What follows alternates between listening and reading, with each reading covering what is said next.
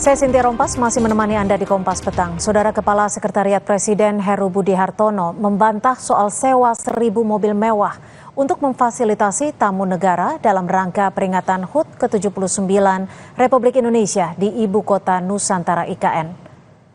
Heru membantah penyewaan 1.000 mobil mewah dengan biaya sebesar Rp25 juta per unit.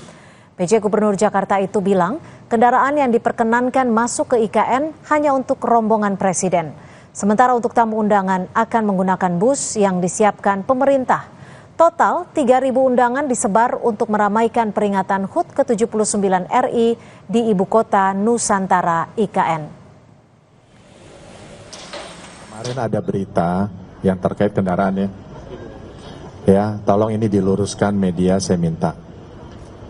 Kementerian Sekretariat Negara tidak pernah menyewa 1.000 unit mobil di IKN. Saya tidak tahu itu informasi dari mana. Yang jelas Sekretariat Negara atau Sekretariat Presiden tidak pernah ada kontrak sewa 1.000 unit mobil, tidak ada.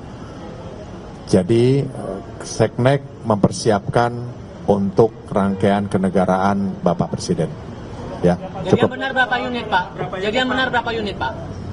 Ya kalau rangkaian Presiden kan sedikit ya, paling 30. Ya, udah itu. Sementara itu, Saudara, peringatan upacara HUT ke-79 Republik Indonesia di IKN meningkatkan permintaan penyewaan mobil di Kota Balikpapan. Hampir seluruh mobil di sejumlah pengusaha jasa rental mobil di Kota Balikpapan telah terpesan. Pemesanan berasal dari berbagai kalangan mulai dari Sekretariat Presiden, lembaga kementerian hingga swasta.